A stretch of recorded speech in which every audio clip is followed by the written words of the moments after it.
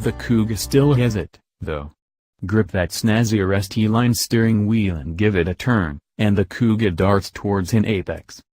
That's down to the well-geared rack with 2.6 turns lock-to-lock, and some decent steering weight. So while Ford's chronic condition of too much self-centering is present, it's not an acute affliction in the Kuga, so you have the means to choose a clipping point, take aim, and mostly hit the spot. Better body control helps the cause, too.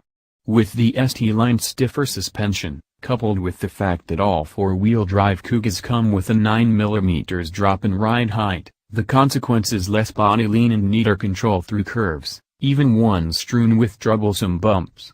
That said, we have little doubt that in a back-to-back run Ateca would grip harder and turn with even more alacrity. Yet the Kuga, even with these tighter springs and dampers, arguably rides better than Ateca, which we know has an underlying firmness. But while the ST-line is mostly cosseting, at times you do notice more harshness than you'd feel in the standard Kuga. The 2.0-liter C engine and gearbox unite to produce an admirably smooth powertrain. On startup there's some background diesel clatter, but once the engine's warmed it mostly quietens down, and the dual clutch box flits without fuss between its ratios. In isolation it doesn't feel slow, but the Kuga isn't isolated.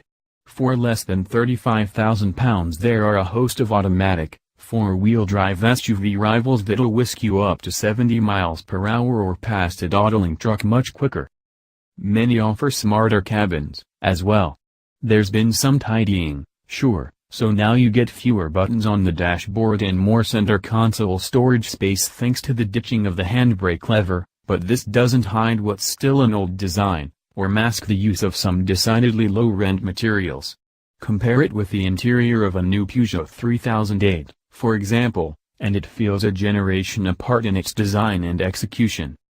And although Ford's Sync 3 8.0 in touchscreen now has larger icons that are easier to press, and it's laden with additional features such as pinch-to-zoom maps, improved voice activation and Apple CarPlay, we still rank it behind the systems you get in Ateca, Skoda Kodiaq or Kia Sportage, all of which you can pick up for similar money.